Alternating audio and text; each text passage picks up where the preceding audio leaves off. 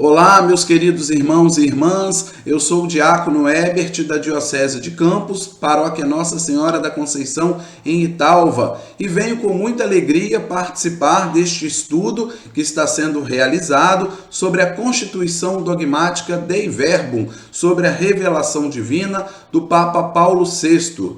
Acolhi com muito carinho, com muita alegria o convite e quero então trazer neste vídeo uma pequena reflexão sobre o capítulo 2, a transmissão da revelação divina, nos seus artigos 7º e 8º. Mas antes, peçamos então, por intercessão da Santíssima Virgem Maria, as luzes do Divino Espírito Santo, para que com os dons da inteligência, da ciência, do temor de Deus e da piedade, possamos então sermos enriquecidos e iluminados por este mesmo Espírito Santo. Que este Espírito Santo venha abrir a nossa mente, abrir os nossos corações para a transmissão da revelação divina.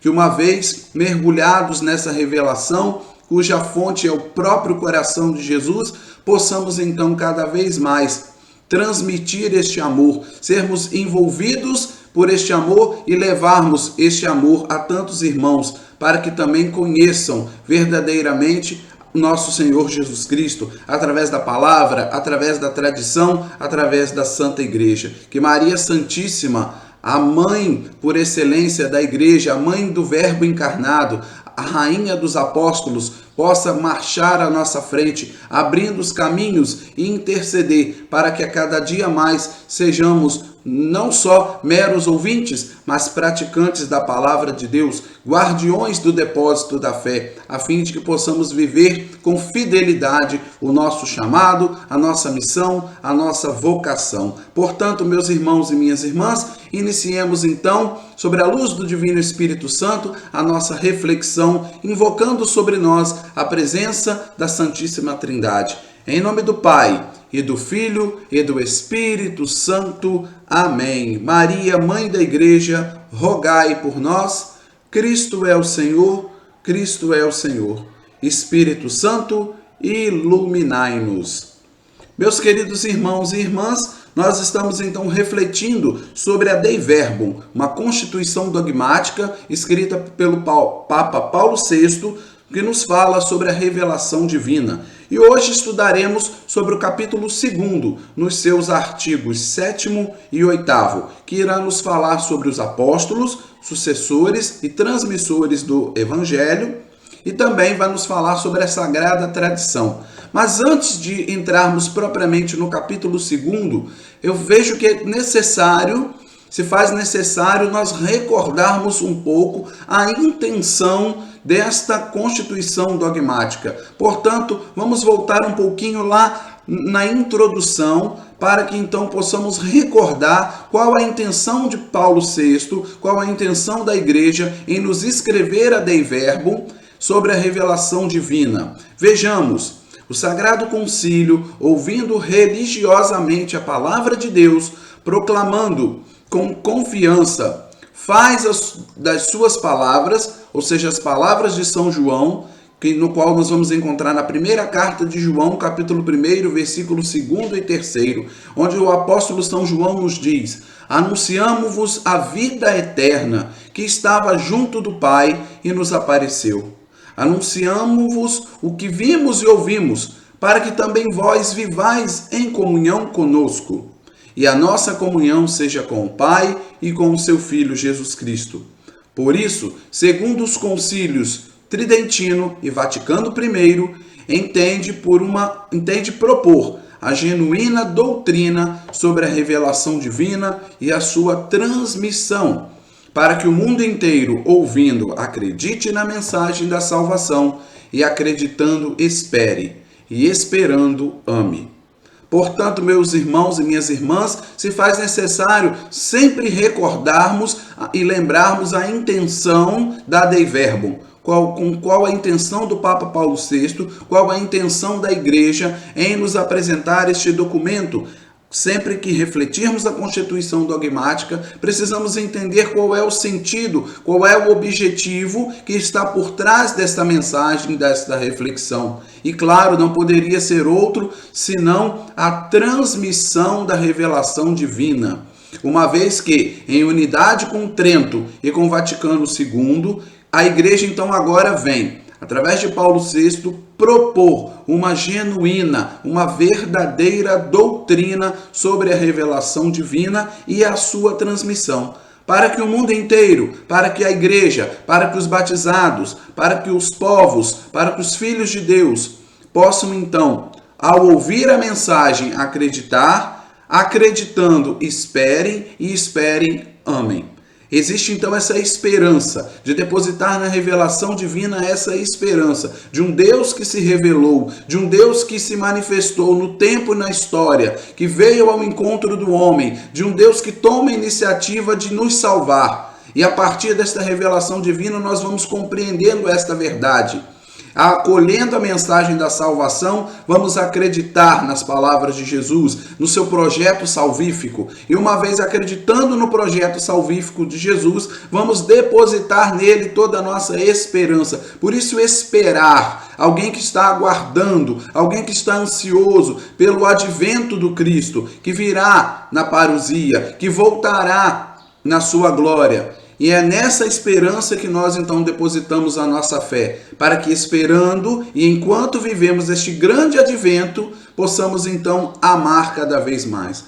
Vivendo nessa espera, vivendo essa expectativa, possamos nos amar. E como viveremos essa espera, como viveremos essa expectativa? A partir da revelação divina, da acreditando na mensagem da salvação, ouvindo a mensagem da salvação, acolhendo em nossa vida essa mensagem de salvação.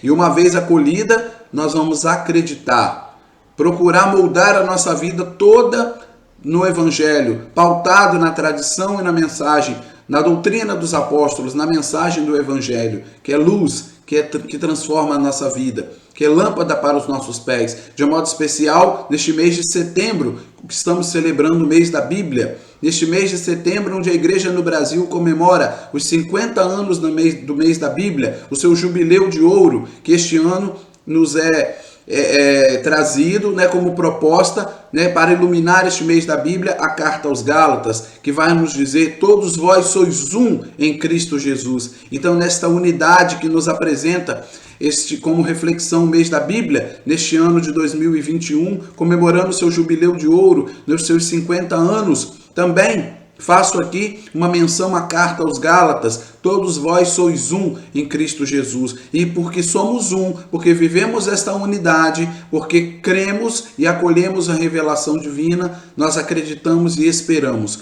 E enquanto vivemos esta expectativa, nós amamos. Nós vamos depositar toda a nossa confiança e nos deixarmos ser conduzidos pela força do amor, que é a força libertadora, é a força que nos transforma, para que então um dia possamos gozar das alegrias eternas.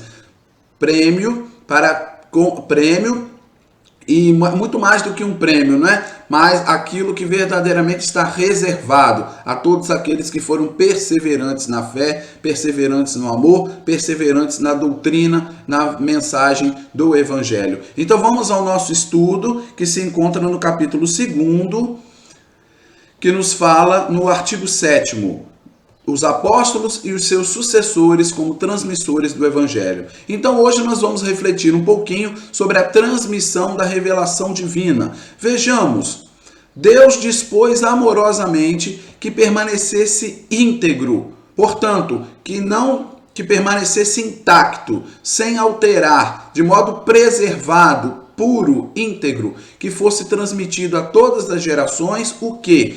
Tudo quanto tinha sido revelado por Deus para a salvação de todos os povos. Ou seja, a igreja amorosamente fez permanecer íntegro, a igreja cuidou, a igreja guardou, a igreja preserva, sem mancha, sem defeito, de modo íntegro, perfeito.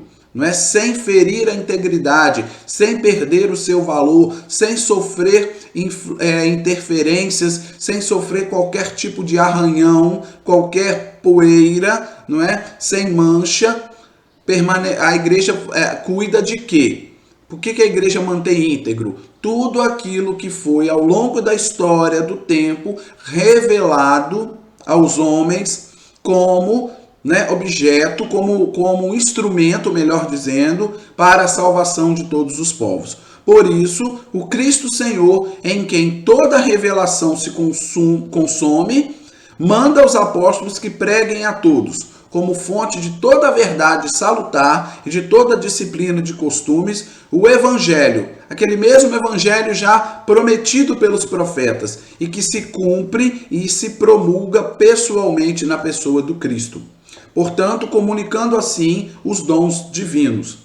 Isso foi realizado, então, com muita fidelidade pelos apóstolos na sua pregação oral, porque sabemos que nem tudo foi transmitido de modo escrito. Portanto, antes mesmo da palavra ser escrita e organizada, como nós temos hoje a nossa Sagrada Escritura, já com os livros canônicos já organizados, com o Antigo Testamento, o Novo Testamento, antes da Bíblia propriamente estar pronta e organizada, havia uma transmissão da fé. E essa transmissão da fé se dava de modo oral, através da vida dos apóstolos, que com muita fidelidade transmitiram e chega até nós a sua doutrina, o seu testemunho. Portanto, foram eles, os apóstolos, que na sua pregação, nos seus exemplos, nas instituições, transmitiram aquilo que receberam dos lábios e das obras do próprio Cristo. Aquilo que os apóstolos ouviram da boca de Jesus, que eles viram e que eles receberam diretamente do próprio Deus encarnado, eles transmitem a nós, por inspiração do Espírito Santo, como aqueles apóstolos, como verdadeiros arautos, varões, sobre a inspiração do mesmo Espírito e que nos escrevem a mensagem da salvação. E para que o Evangelho fosse perenamente conservado, mantido íntegro, vivo na igreja, os apóstolos então deixaram os bispos como os seus sucessores. Quem são os sucessores legítimos dos apóstolos? O nosso bispo. Aqui em Campos, por exemplo, nós temos o nosso bispo, Dom Roberto Francisco Ferreira Paz. É o nosso bispo, ele é o sucessor dos apóstolos. É ele em que então vai entregando o próprio ofício do magistério. O que é o magistério? O magistério é toda a autoridade da igreja. O Papa, com todo o colégio episcopal, o Papa com seus auxiliares, os seus bispos, com todo o clero, vai então dar à Sagrada Tradição e à Sagrada Escritura a verdadeira interpretação. É quem detém as chaves do reino dos céus. Como Jesus disse a Pedro, tu és Pedro e sobre ti edificarei a minha igreja. Eu te darei as chaves do reino dos céus, as chaves do reino dos céus. O que ligares na terra será desligado nos céus. O que desligares na terra será desligado nos céus. O pecado a quem vocês perdoarem serão perdoados. Os pecados que vocês não perdoarem não serão perdoados. Então Jesus confiou aos seus apóstolos a autoridade, o governo da sua igreja, que hoje está nos seus legítimos sucessores, que são os nossos bispos. Portanto, esta sagrada tradição e a sagrada escritura são então esses dois pilares, do qual a igreja, como que um espelho, vai então contemplar, peregrina na terra a imagem de Deus, de quem tudo recebe, até ser conduzida face a face, ao qual veremos Deus como Ele é. Então, enquanto não chega esse dia de irmos até Deus e contemplá-lo face a face, o dia da parousia, o dia da segunda volta de Cristo, enquanto vivemos nesta expectativa, nessa espera, neste advento, então vamos iluminados pelo depósito da fé, que é a Sagrada Tradição e a Sagrada Escritura, vamos então vivendo à luz desta verdade, fazendo uso desses instrumentos de salvação para que então, conhecendo a revelação divina, possamos chegar ao conhecimento da verdade. Então essa é a missão da igreja: guardar, zelar, manter íntegro, conservar vivo na igreja tudo aquilo que os apóstolos transmitiram e que hoje nos é transmitido pelos bispos. O Papa, junto com os bispos, eles são os guardiões do depósito da fé. Guardam a santa palavra, guardam a santa doutrina, guardam a tradição, o depósito da fé, para que a igreja então não permita, né, que culturas, né, estranhas, né, ideologias estranhas, tudo aquilo que vá contrário à mensagem de Cristo, porque a mensagem não é minha, a mensagem não é do Papa, a mensagem não é do bispo, a mensagem é de Cristo, é da igreja, é a igreja que conserva aquilo que os apóstolos receberam do próprio Jesus. Então não é invenção do Papa, não é invenção do bispo, de um teólogo, não é de um religioso, não. A igreja simplesmente mantém com fidelidade e conserva aquilo que recebeu do próprio apóstolo. Aquilo que recebeu dos apóstolos, que por sua vez receberam do próprio Cristo. E que então, caminhando, a igreja peregrina vai ver na tradição e na escritura um espelho, uma referência, um caminho, um porto seguro, até sermos conduzidos a Deus, para que então, face a face, vejamos como ele é, conforme está na 1 João, capítulo 3, versículo 2. E agora vamos falar um pouquinho sobre a Sagrada Tradição. A Sagrada Tradição é aquela nasce da pregação apostólica, nasce da vida do testemunho dos apóstolos, que vão exprimir de modo especial, né, nos livros inspirados, né, conservando por uma sucessão contínua até a consumação dos tempos. Por isso os apóstolos, transmitindo o que eles mesmos receberam, advertem os fiéis a observarem as tradições que tinham aprendido por palavras, o que é escrito, conforme 2 Tessalonicenses, capítulo 2, versículo 15. A que lutem pela fé recebida de uma vez para sempre. Ora, o que foi transmitido pelos apóstolos abrange tudo o que contribui para a vida santa do povo de Deus, para o aumento da sua fé. Assim a igreja, na sua doutrina, na sua vida, no seu culto, perpetua, continua e transmite a todas as gerações tudo aquilo que ela é e tudo que ela acredita. Meus irmãos, veja que riqueza! Olha que bonito, eu vou repetir essa frase.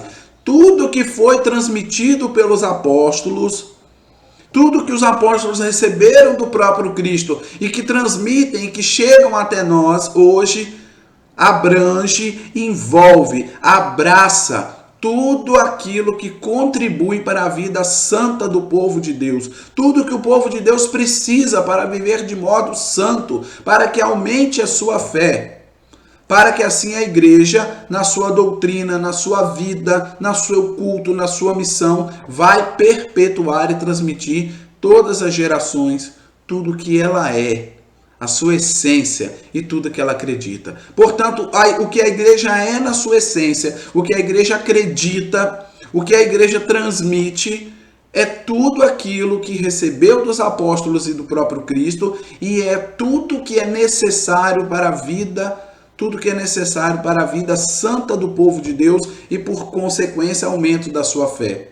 A igreja por si só ela é completa. O que o povo de Deus precisa para crescer em santidade, crescer na fé, está na tradição e na Sagrada Escritura. E ponto final. A igreja não precisa de mais nada que não venha da tradição, que não venha da Sagrada Escritura, que não venha da inspiração do Espírito Santo, que não venha daquilo que nos foi transmitido pelos apóstolos, como nós celebramos na nossa liturgia, os mártires, as virgens, não é? Nós celebramos os nossos santos padroeiros, nós celebramos os dons do Espírito Santo, as virtudes, os dogmas de Nossa Senhora, tudo que está na igreja, na essência da igreja, no credo da igreja, não é? A Sagrada Escritura, a Sagrada Tradição e o Magistério. São as três colunas que sustentam a nossa igreja. E tudo isso é necessário para a vida santa do povo de Deus e para o aumento da sua fé. Portanto, meus irmãos e minhas irmãs, quero já aqui concluir esta nossa reflexão, onde nós vemos na tradição apostólica que continua a progredir na igreja, sobre a assistência e a luz do Espírito Santo. Ela progride na percepção de tantas coisas, como nas palavras que nos são transmitidas, quer mercê da contemplação e estudo dos crentes, ou seja, daqueles que creem, e como também na meditação do seu coração, conforme Lucas capítulo 2, versículo 19 e versículo 51, a exemplo da Virgem Maria, e Maria meditava e conservava todas essas coisas no seu coração. Quer também na íntima inteligência daqueles que experimentam as coisas espirituais, na pregação daqueles que com a sucessão do episcopado receberam o carisma da verdade, isto é, a igreja, que no decurso dos séculos vai continuamente revelando, caminhando para a plenitude da verdade divina, até que ela se realize nas palavras de Deus. E aqui quero então terminar falando das afirmações dos santos padres, que testemunham a presença vivificadora desta tradição, cujas riquezas entram na prática e na vida da igreja crente e orante. Mediante a mesma tradição, conhece a igreja o cânon, ou seja, aquilo que é oficial, inteiro dos livros sagrados, a própria Sagrada Escritura, entende-se nela mais profundamente e torna-se incessantemente operante. Assim Deus, que outrora falou, dialoga sem interrupção com a esposa do seu amado, que é a igreja, o Espírito Santo, e o Espírito Santo, por quem ressoa a voz do Evangelho na igreja e pela igreja no mundo. Introduz os crentes na verdade plena e faz com que a palavra de Cristo neles habite com toda a sua riqueza. Portanto, meus queridos irmãos e irmãs, é isso que nós desejamos ao concluir esse estudo, que a palavra de Cristo habite com toda a sua riqueza nos nossos corações, conforme Colossenses capítulo 3, versículo 16. A igreja que continua, Deus que continua a falar com a esposa do Cristo, a dialogar com a sua igreja, a nos revelar a mensagem salvífica, que a palavra de Deus, então, possa de fato habitar nos nossos corações, nos levar a crescer na fé, na santidade e no amor. Que possamos, então, dóceis ao Espírito Santo, permitir que esta voz do Evangelho adentre a igreja, adentre os nossos corações e nos faça caminhar no conhecimento pleno da sua verdade, da palavra de Cristo, que é luz, que é caminho, que é fonte de cura e de libertação para as nossas vidas. Que possamos então verdadeiramente nos abrir a essa revelação divina e permitir que ela habite em nosso coração com toda a sua riqueza. Que Deus nos abençoe, que a palavra de Deus ilumine e transforme as nossas vidas. Que possamos nos abrir cada vez mais ao próprio Cristo, que é por excelência a grande revelação do Pai. Que Nossa Senhora, então, abençoe nossas vidas, nossas comunidades e nos faça cada vez mais fiéis ao nosso batismo e ao nosso chamado. Deus abençoe você. Em nome do Pai, do Filho e do Espírito Santo. Amém. Salve Maria.